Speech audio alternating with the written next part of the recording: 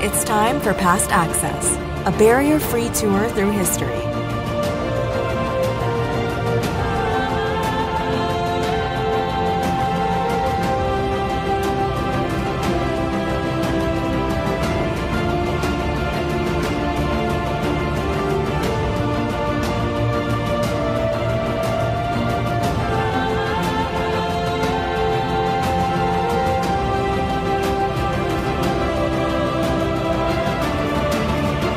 Now, here's your host, Pete Collman.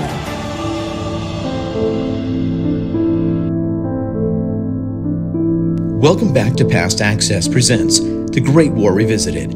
I'm Pete Collman. At this point of the story, World War I has raged on for 2 years, amassing great loss of life on all sides.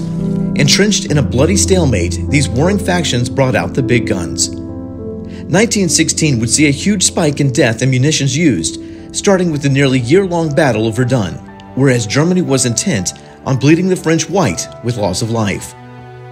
Verdun was a true gut check by the French, holding off the German offensive efforts through the unimaginable barrage of artillery. Between the French and the Germans, an estimated 40 to 60 million shells were used in nearly 10 months of fighting, resulting in 800,000 casualties. Verdun was a bloodbath in a war that was known to break all records of death and destruction. In the same year of 1916, the Battle of the Somme in northern France would set its own mark to stand as one of the more costly long-term engagements of the Great War. The summer of 16 was a litmus test for what the warring nations could take. In many ways, the victories earned felt like losses for the sacrifices made. With the French still occupied at Verdun, the British Expeditionary Force had to do their part in northern France to engage the Germans. A July 1st day that would see nearly 20,000 BEF killed. And that was just the opening act. The Battle of the Somme is where we pick up our story and our tour on these monumental killing grounds. To get a first-hand account of the Somme's battlefields and cemeteries, we must first make our way to the French capital of Paris. Prepped and ready to hit the road, I'm eager to see the historic battlefields and museums just north of the city. You see, Parisians have a long history of prepping for the enemy at the gate. Be it the Franco-Prussian War, the Great War, or the Second World War, consecutive generations of Parisians would experience the anxious trepidation of advancing German armies. This was once again the case for the French and the Allied forces in 1916. To experience one of the more seminal moments of the war on French soil, I hire a private tour company to take me 2 hours north of Paris to one of our many stops showcasing the Somme offensive of 1916. Sunken craters, narrow trenches, and waterlogged fields would await me in my wheelchair, but I was determined to get the most out of this tour and power through whatever accessibility concerns I would face. First stop, the Beaumont-Hamel Battlefield and the Newfoundlander Museum. Beaumont-Hamel is situated near the northern end of the 45-mile-kilometer front to be assaulted by the French and British on the early morning of July 1st, 1916. Supporting Scots, Canadians would follow in supported, coordinated waves. These forces would be facing an entrenched and determined German force. From the parking lot, you are greeted by the familiar tones of an English-speaking tour guide, a college-age study-abroad Canadian, who will introduce you to the memorial grounds and the museum. The wheelchair accessibility is fairly good along the paved path leading through the century-old grass-covered trenchworks leading to the impressive elk statue on a rocky mount, one of 6 such monuments in France and Belgium dedicated to the service and loss of the Newfoundlanders. The zigzag trench walkways are not wheelchair accessible, but you can get very close to inspect them and take in the perspective of the position to no man's land. It was here, July 1st, 1916, the British 29th Infantry went over the top across a field of death. The same field I'm wheeling across now, 100-plus years later. The orchestrated attack, following the explosion of the Hawthorne Ridge crater, was aimed to disorient the German lines, yet it resulted in chaos. From this point, the fog of war negated the English attack. Objectives were not achieved for successive waves of force, and communication lines were mostly destroyed, all playing a part in what was yet to come. The coordinated offensive against the German lines would prove disastrous. The Germans were prepped and ready and laying down relentless machine gun fire. Nonetheless, at 8:45 a.m., the 1st Newfoundland and the 1st Essex received their orders to move forward, earlier than expected, with the goal to occupy the enemy's first trench. At 9:15 a.m., the moment of their crucible was upon them. Halfway down the slope, an isolated tree marked the area where the enemy's fire was particularly concentrated. This danger tree was all that was left in the field to be used as a marker of distance in no man's land. The danger tree today is a replica of that important marker. As I wheel across the middle of this field, I feel a sense of being totally exposed to the openness of no man's land. This tree was their point of contact. This is what they looked at. So we call that tree a danger tree, because also that tree marks the maximum advance in the no man's land of the Newfoundlanders. On July 1st, they went not further deep. So right behind me here is the last tree you can see here before you get into no man's land. And not much to look at, but it was the only point of reference for the Newfoundlanders to see if they can make it this far, and they did. They got this far. But I think what's important here is to see that where I'm sitting would be a death zone. These Newfoundlanders, nearly 800 in total, crossed into no man's land towards their fate. By the next morning, only 68 would report to roll call. The very far ridge you'll see right there, that's where the Germans were. And where we are right now is where the Newfoundland Canadians were. And they had to make it across no man's land. That is about maybe 3 football fields away. And I just can't see how that would even be possible. It was a stunning number of casualties and loss of life, forever remembered in monuments and memorials to the fallen.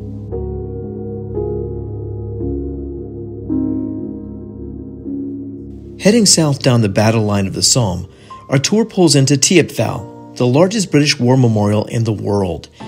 It bears the names of more than 72,000 officers and men of the United Kingdom and South African forces who died in the Somme sector before 1918, many of those losses happening during the Somme offensive of 1916. There is no doubt that this memorial is impressive. You can see right behind me over my shoulder here that this is the largest monument to the British dead that exists here on the continent. So in 1916, this battle was pretty epic and part of the Somme. This was really the biggest offensive that we had in the Somme. The British Commonwealth forces had lost about 19,000 men in one day to death, being killed in action, not casualties. That number is about into the upper 50s. Remember, there are 3 battles of the Somme, and this is one of them that happened through the course of the last parts of the war.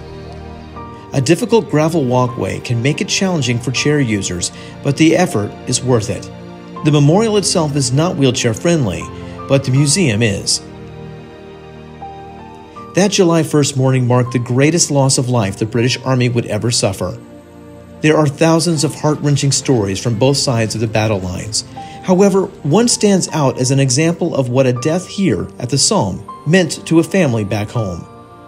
Captain Charles May of the 22nd Battalion Manchester Regiment was not only survived by a wife and daughter, but also immortalized by his correspondence to his loved ones on the eve of his death at the Somme. World War I was a conflict on a global scale, pitting nations and empires against each other, but it was easy to overlook the personal sacrifice and loss of the individuals that fought and died on the seas, in the air, and on the battlefields, not to mention the loved ones back home that suffered greatly. We can measure collateral damage in many ways, but the lasting familial effects of the war, from the trenches to the home front, were wounds that lasted generations. No soldier wants to think the letter they are writing home is the last one, but many had to come with that sober realization throughout the war. Captain Charles May of the 22nd Battalion Manchester Regiment was one such man that wanted to be reunited with his wife and baby, but also knew that his dedication to his duty could forever sever those earthly ties. On June 17, 1916, Charles writes home, "I must not allow myself to dwell on the personal. There is no room for it here. Also it is demoralizing, but I do not want to die. Not that I mind for myself. If it be that I am to go, I am ready. But the thought that I may never see you or our darling baby again turns my bowels to water. My one consolation is the happiness that has been ours. But it is the thought that we may be cut off from each other which is so terrible, and that our babe may grow up without my knowing her, and without her knowing me. It is difficult to face. God bless that child. She is the hope of life to me. My darling, au revoir. It may well be that you will only have to read these lines as ones of passing interest. On the other hand, they may well be my last message to you. If they are, know through all your life that I loved you and baby with all my heart and soul, that you two sweet things were just all the world to me. I pray God I may do my duty, for I know, whatever that may entail, you would not have it otherwise. Nearly 2 weeks later, on the first day of the Battle of the Somme, Charles May went over the top. He suffered massive wounds from exploding shrapnel. On July 1st, 1916, Charles May died.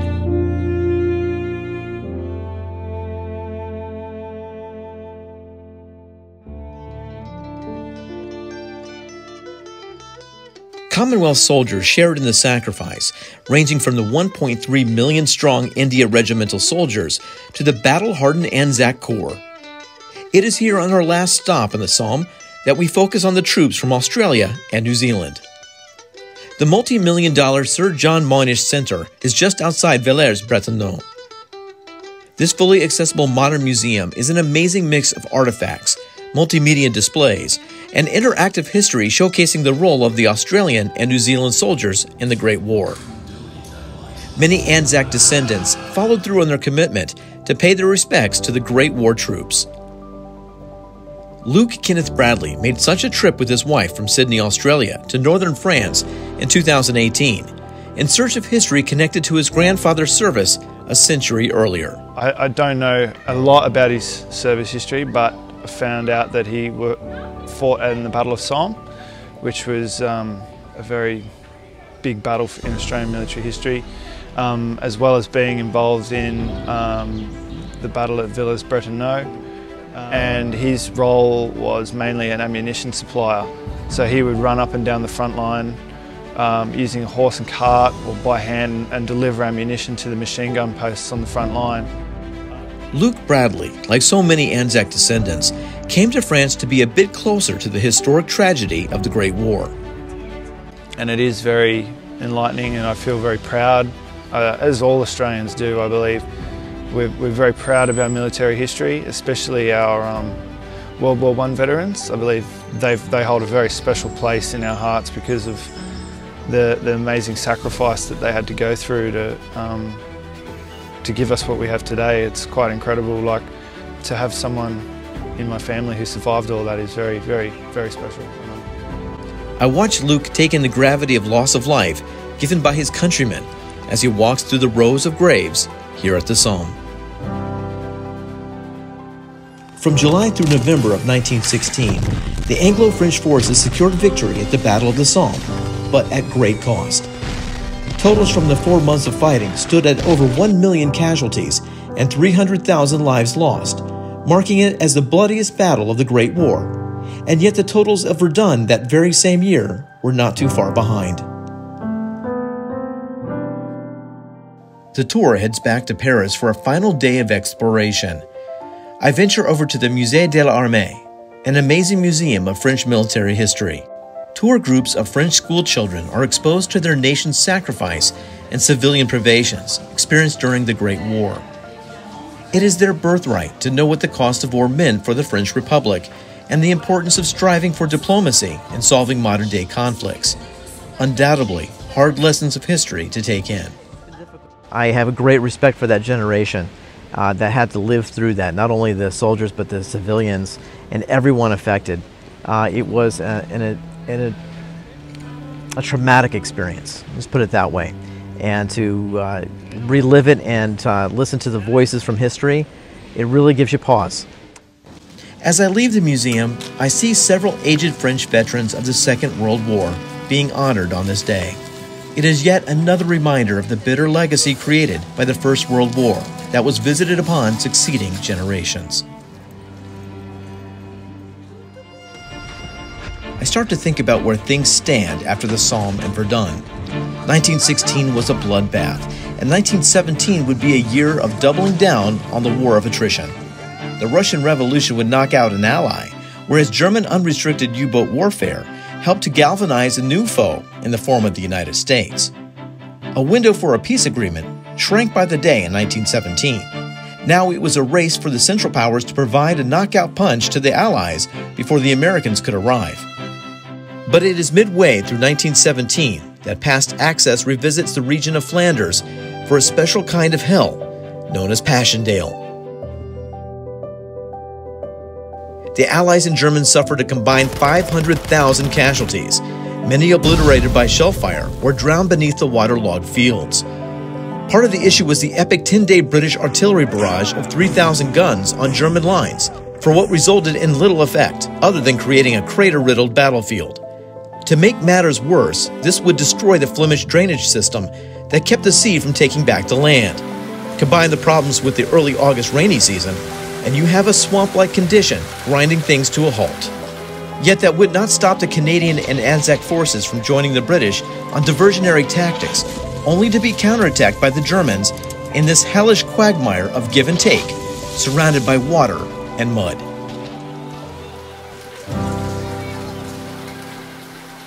It was mud. Mud everywhere. Mud in the trenches, mud in front of the trenches, mud behind the trenches. Every shell hole was a sea of filthy, oozing mud. I suppose there is a limit to everything but the mud of Passchendaele.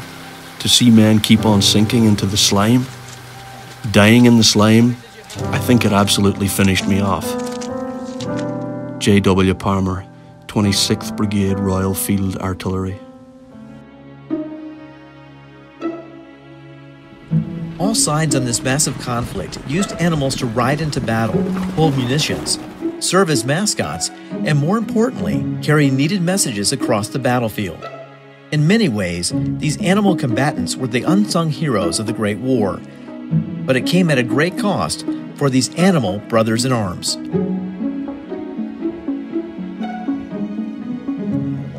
Some of these animals actually did some other great things with communication, being a mascot, serving the purpose as a weapon, like the wild boar. Some of the most important animals were the carrier pigeon. The carrier pigeon was used to deliver messages when telephone lines were cut by the enemy forces, and were used also to send back information on tactics. War horses were used to pull wagons and artillery from that point on, and that usually was a death sentence because of the exhaustion factor.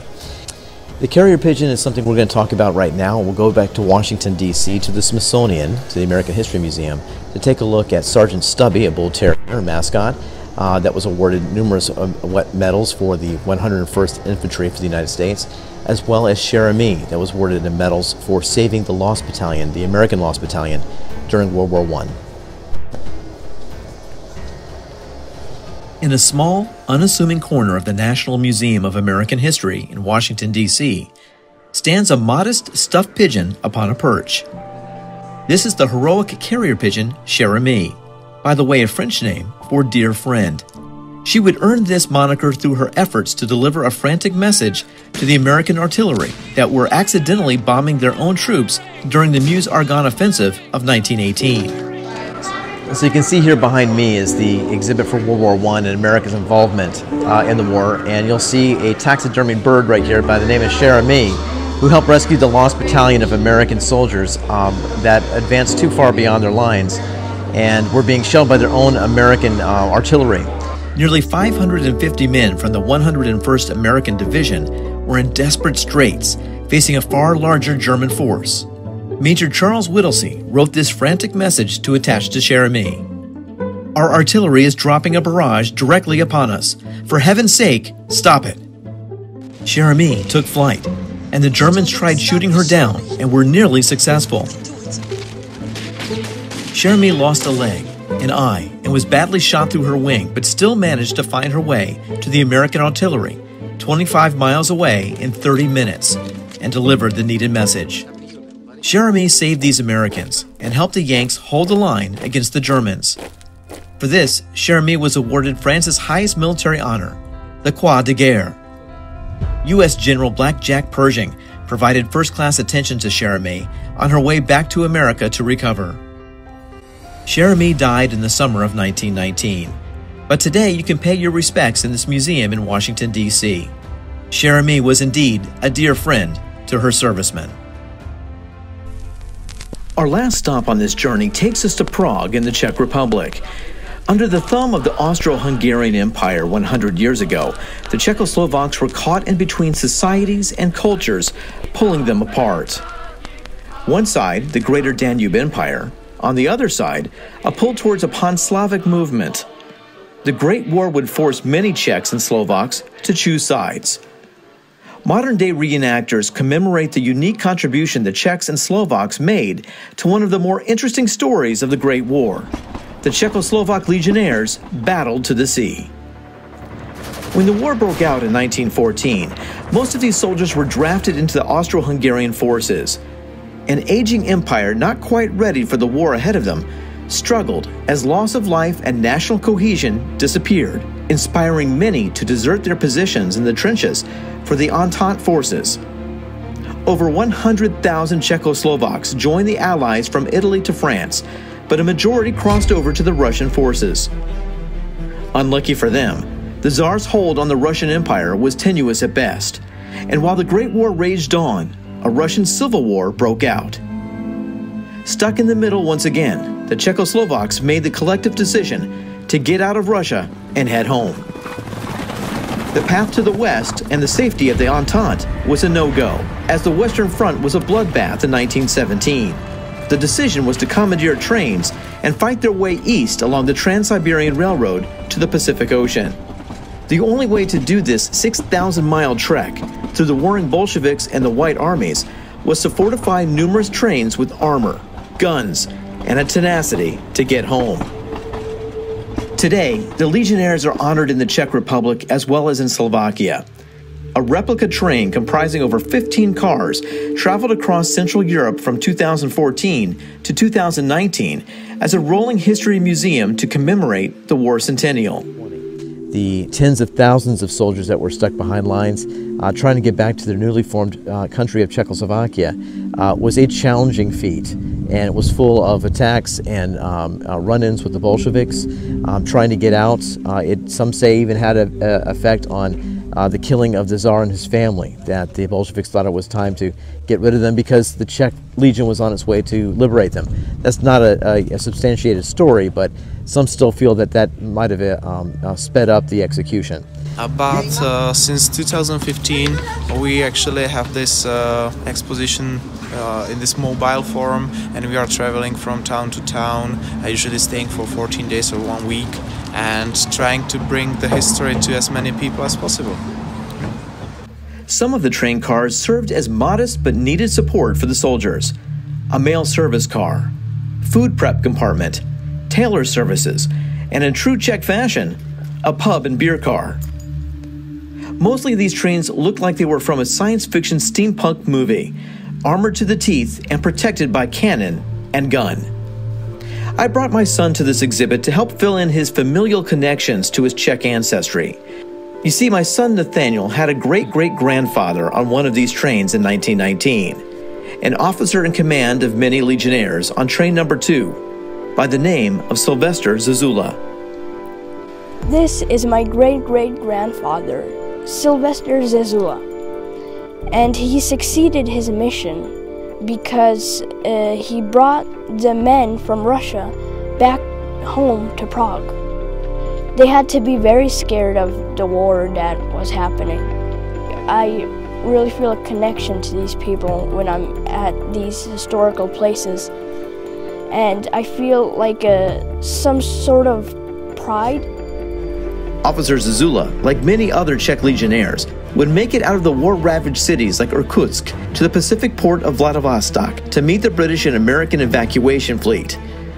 Some opting to head across the Indian Ocean and the Suez Canal, and others to board the American fleet, making their way across the Pacific Ocean to Hawaii, San Francisco, St. Louis, New York, and then on to Europe.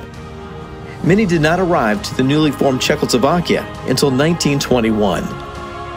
Nevertheless, the harrowing escape to Vladivostok and the evacuation home through the Suez Canal or across North America to Europe was an epic story that should never be forgotten.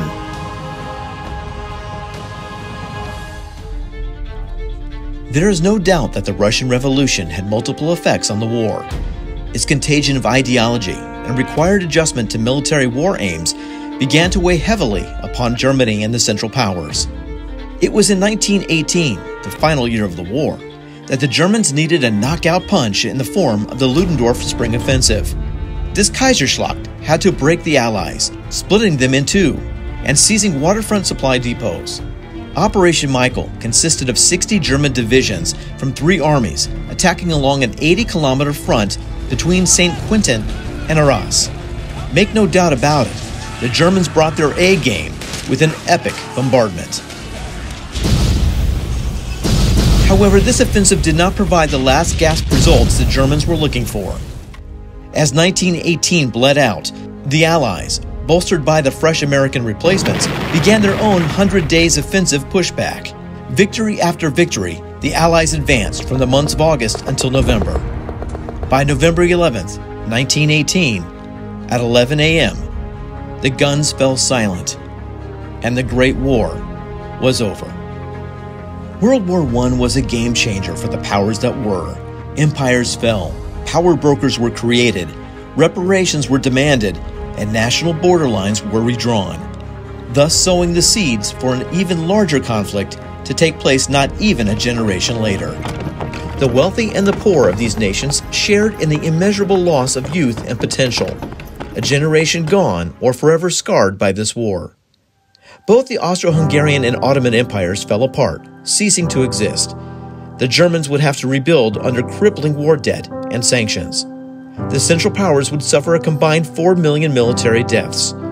The Allied forces, 6.5 million, with the Russian military taking the largest total killed in action.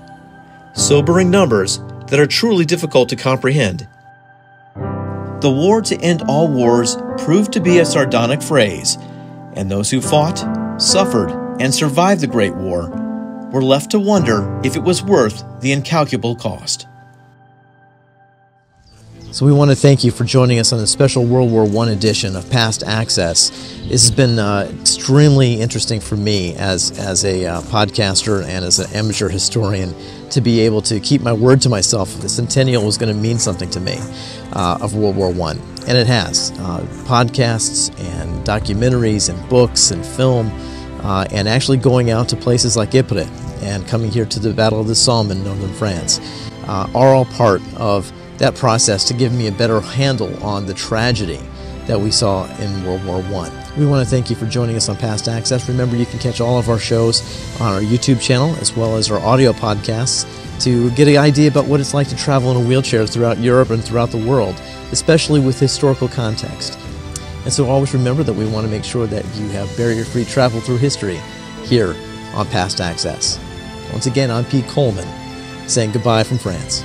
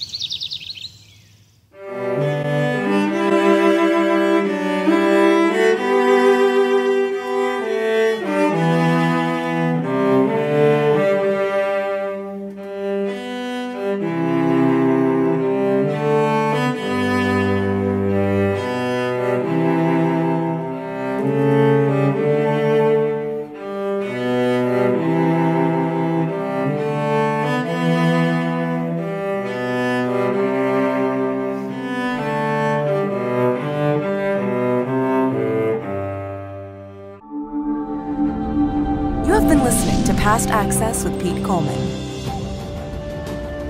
For more information on the show or insight to disabled access at historic locations, please visit us at pastaccess.com.